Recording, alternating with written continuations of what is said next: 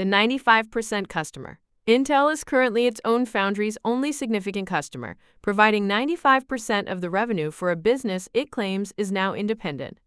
As the company prepares to report its second quarter earnings tomorrow, the legal separation of Intel Foundry is being sold as a fix for the industry's largest conflict of interest. But the P&L reveals the truth. This move is less about winning new clients and more about ring-fencing the massive manufacturing losses that are currently eating the company's capital. The design team is now effectively a tenant in their own house, and the rent is becoming unsustainable. This legal firewall is a desperate attempt to convince competitors to trust Intel with their silicon, but it cannot hide the unit economics. The separation is supposed to solve the IP trust problem. The IP Firewall Problem. Attracting rivals like NVIDIA or Qualcomm requires more than a separate board of directors.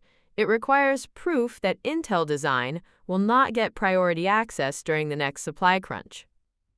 Despite the new legal entity, both units still share the same parent company balance sheet and the same high-stakes pressure to keep internal chips on schedule. The recent deal with Fortinet for firewall chips is the first public win for the Foundry, but it is a drop in the bucket for a business that needs $40 billion in third-party commitments to reach a healthy scale.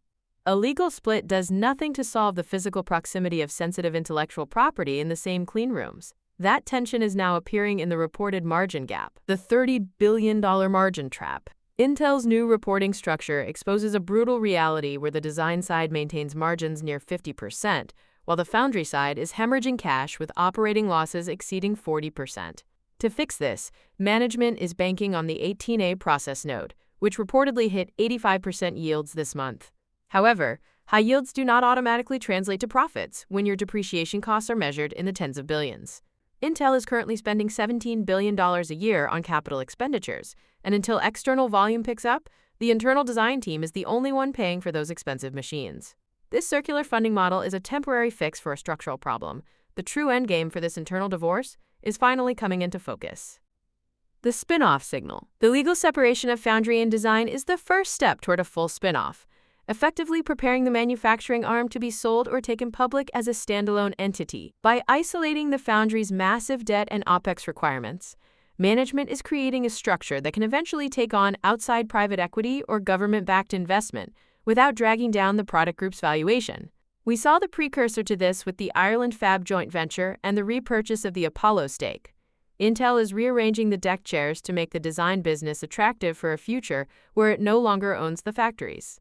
If the Foundry cannot survive a single quarter without its internal parent subsidizing the costs, the independence narrative remains purely an accounting fiction. The indicator of real success is not a legal filing, but whether a Tier 1 competitor like Apple actually trusts Intel enough to sign a multi-year manufacturing deal. Watch the external revenue line in tomorrow's report. If that number does not break 200 million, the divorce is just for show. Subscribe for more